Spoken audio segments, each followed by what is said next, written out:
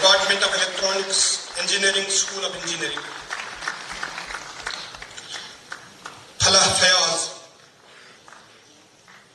Kashmir university के इस convocation में उपस्थित जम्मू और कश्मीर के लेफ्टिनेंट गवर्नर आदरणीय Shri Manoj Sinha ji, vice chancellor professor Nilofar Khan ji, faculty members and staff, guardians and dear students, देवियों और स्वजनों,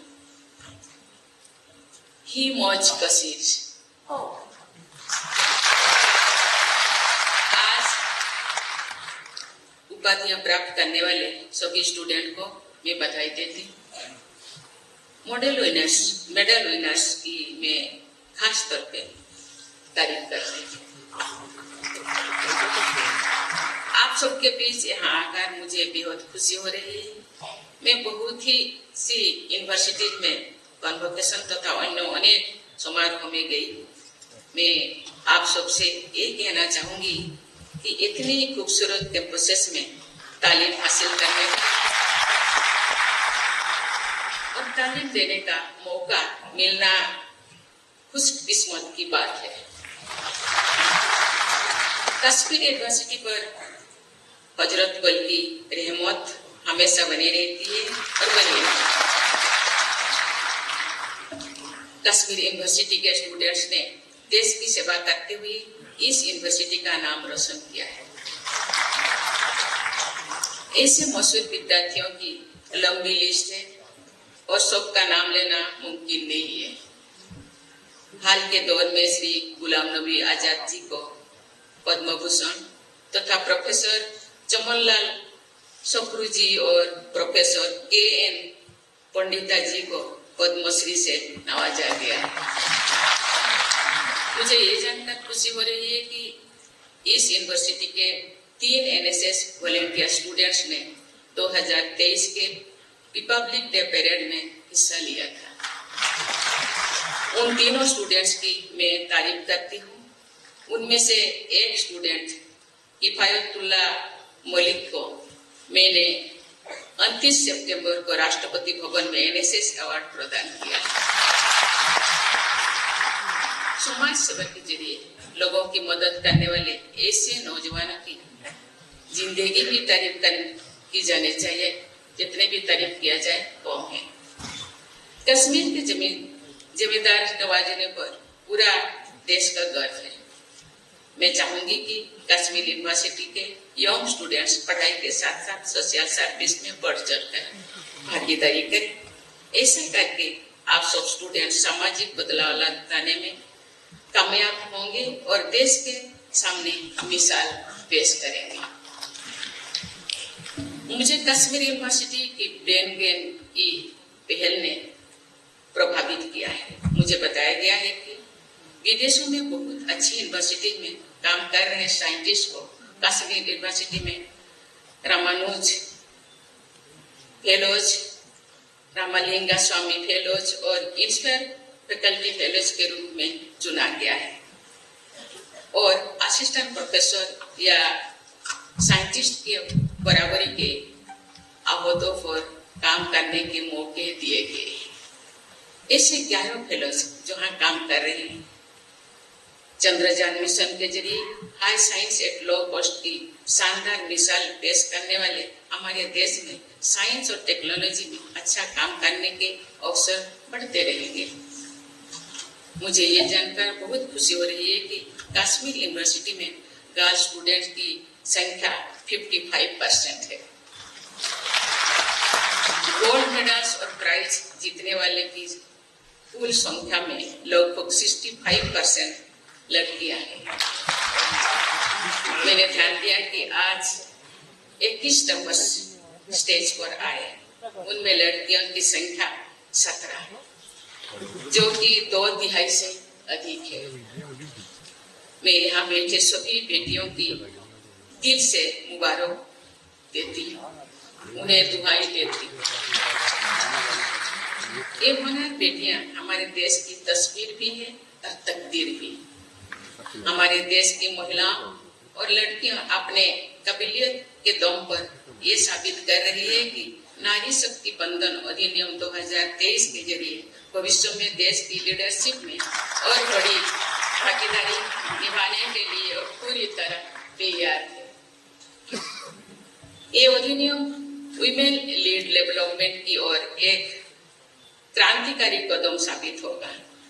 कलहन की राज तरंगिणी में खास अहमियत पाने वाली जसवती, अमृत प्रभा और सुगंधा देवी जैसी असाधारण महिलाओं के इस क्षेत्र की बेटियां वुमेन लेड डेवलपमेंट को बहुत आगे बढ़ाएंगी, ये मेरा विश्वास है।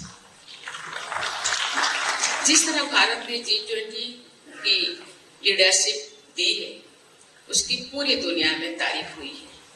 कश्मीर यूनिवर्सिटी में G20 से जुड़ा यूथ 20 कंसल्टेशन हुआ। इस Y20 कंसल्टेशन में biodiversity, disaster management, green energy और वाटर रिसोर्सेज जैसे अहम मुद्दों पर चर्चा हुई और सस्टेनेबिलिटी के रास्ते सुझाए गए। नौजवानों को सस्टेनेबल डेवलपमेंट से जोड़ने के उस प्रोग्राम के लिए यूनिवर्सिटी की टीम की मैं तारीफ करती हूँ। सस्टेनेबल डेवलपमेंट का सबक कश्मीर की विरासत का हिस्सा है। यहाँ की एक कहावत है, ओन पोसितेली येली वन पोसी, यानी तभी तो अन्न रहेगा जब तक बंद रहेंगे। कुदरत की सौगातों को बचाकर रखने की ये सीख अनमोल है। कुदरत ने कश्मीर को बेपनाह खूबसूरती से रखी है। फारसी शायरों में ठीक ही कहा गया है कि अगर जमीन पर फिरदौस कहीं है तो यही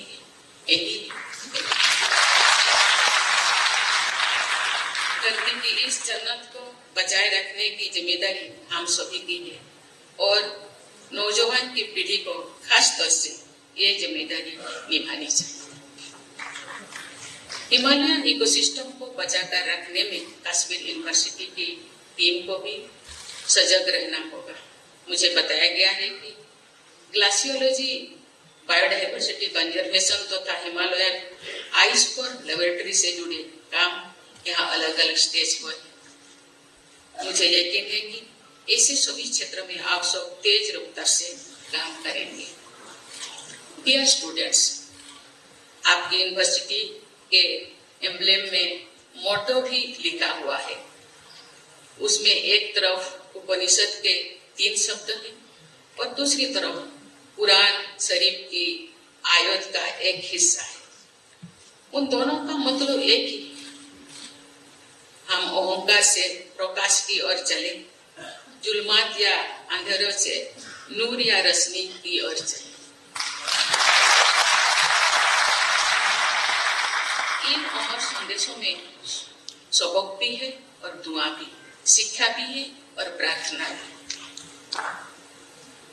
तालीम की रोशनी की ओर, अमन चैन के उजाले की ओर हमारे नौजवान जितना आगे बढ़ेंगे उतना ही आगे हमारा देश बढ़ेगा। जिस समाज और देश के नौजवान डेवलपमेंट और डिसिप्लिन का रास्ता पकड़ते हैं, वो समाज तथा देश तरक्की और खुशहाली के रास्ते पर आगे बढ़ता रहेगा।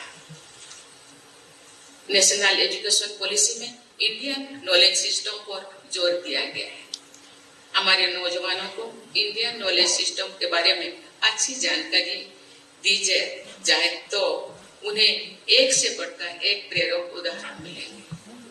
आज से लगभग 1200 साल पहले श्रीनगर शहर को झेलम नदी की बाढ़ और तबाही से बचाने के लिए सुया नाम के एक्सपर्ट ने जो काम किया है उसे आज की भाषा में हाइड्रोलिक इंजीनियरिंग कह सकते हैं।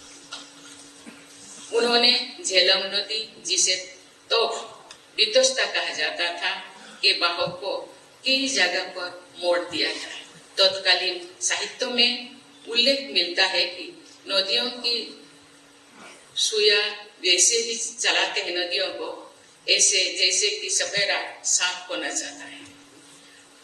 आप जो झेलम के बाहों को देखते हैं तो ये बात बिल्कुल सही दिखाई देती है। वाटर रिसोर्स मैनेजमेंट के ऐसे प्राचीन उदाहरण पूरे देश में पाए जाते हैं।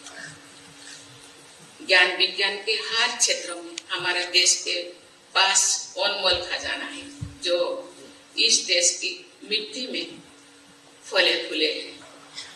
ऐसे ऑर्गेनिकली ग्रोन नॉलेज सिस्टम को आज के हालत में फिर से इस्तेमाल करने के तरीका खोजना एकेडमिक वर्ल्ड की जिम्मेदारी है।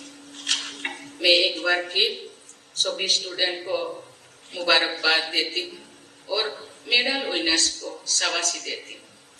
मैं दुआ करती हूँ कि आप सभी स्टूडेंट खूब तरक्की करें और ऐसे नेक काम करें जिससे आपके परिवार, यूनिवर्सिटी और देश का नाम रोशन।